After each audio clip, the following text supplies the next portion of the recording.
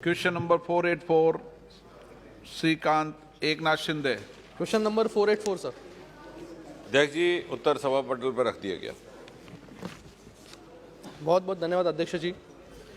मैं मंत्री जी का धन्यवाद अदा करूंगा कि बहुत ही मूल प्रश्न का जो उत्तर है बहुत ही विस्तृत रूप से दिया है, और मेरा जो उप प्रश्न है NMICPS उसके बारे में भी ब्यौरा जो है उत्तर में मंत्री जी ने दिया है। आर्टिफिशियल इंटेलिजेंस एक बहुत बड़ा क्षेत्र है जिसमें हमें निवेश करने की आवश्यकता है, और सरकार national mission on interdisciplinary cyber physical system जो NMICPS है के माध्यम से development and translation of futuristic technologies specially in the areas of artificial intelligence पर काम कर रही है। लेकिन जो फिजिकल टारगेट्स है NMICPS के अंतर्गत वो बहुत ही कम है। जैसे mission under initiative job creation was set as 2,54,000 against which the department could only achieve 1,157 which is 0.46%। Technology product जिसका लक्ष्य था 607 उसमें से सिर्फ 45 पूरे हुए जो है 7%, और startups and spin off company जिसका लक्ष्य था 1170 सिर्फ 54 ही पूरे हुए हैं जो कि 5% है। मैं मंत्री जी से जानना चाहूँगा कि आर्टिफिशियल इंटेलिजेंस जैसे महत्वपूर्ण एरिया के लिए चलाई जाने वाली योजना के नॉन परफॉर्मेंस के कारणों की क्या सरकार ने समीक्षा की है, और इसके सुधारने के लिए भविष्य में सरकार क्या योजना कर रही है। अध्यक्ष महोदय, ये आदरणीय सदस्य इस विषय के जानकार हैं, इसलिए उन्होंने 2-3 भाग में ये प्रश्न किया है। जहाँ तक ये स्टार्टअप्स का संबंध है और आर्टिफिशियल इंटेलिजेंस जो नए आयाम हैं स्टार्टअप्स के, निश्चय ही ये सरकार की प्राथमिकताओं में है। और आपको स्मरण होगा कि 2015 में लाल किले के परिसर से स्वतंत्रता दिवस के अवसर पर प्रधानमंत्री जी ने स्टार्ट अप इंडिया का आह्वान किया था, और उसके बाद 2016 से एक नीति निर्धारित की गई जिसके अंतर्गत इसको बड़ी तीव्र गति दी गई। परिणाम उसका ये है, आंकड़ों सहित भी, हालांकि this is on the ascent, तो ठीक कह रहे हैं सदस्य महोदय कि अभी इसको आगे बढ़ना है। लेकिन उससे पहले की स्थिति ये थी कि यदि आप पहले के 8 वर्ष देखते 2006 से 2014, तो सरकार की ओर से फंडेड स्टार्टअप्स की संख्या मात्र 1,650 थी, क्योंकि उस समय इतनी प्राथमिकता नहीं थी। फिर जैसे जैसे नई टेक्नोलॉजी भी आई, आर्टिफिशियल इंटेलिजेंस की भी चर्चा हुई, ड्रोन्स की चर्चा हुई, और बहुत सारे आयाम आ गए, हेलीबॉर्न टेक्नोलॉजी आ गई, बहुत से और भी नए क्षेत्र आ गए। और प्रधानमंत्री के आह्वान के उपरांत गत 8 वर्षों में 2014 से 2022 तक टोटल फंडेड 10,600, यानी लगभग 10 गुना 8 वर्षों की तुलना में स्टार्टअप्स की संख्या बढ़ी है। और ये वो स्टार्टअप्स हैं जो सरकार की ओर से फंडेड है, चाहे वो साइंस टेक्नोलॉजी के विभाग की ओर से, चाहे अन्य संस्थाओं की।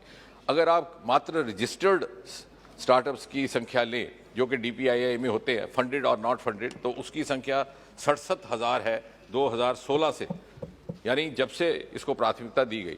तो निश्चय ही we are now part of the global world and we have to live up to the global benchmarks.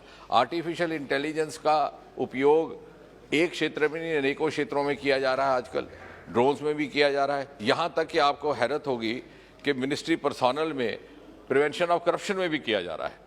यदि कोई याचिका आती है तो आर्टिफिशियल इंटेलिजेंस के माध्यम से बिटवीन दी लाइंस पढ़ा जा सकता है कि जो उसने बात कही है उसके अतिरिक्त भी कुछ है।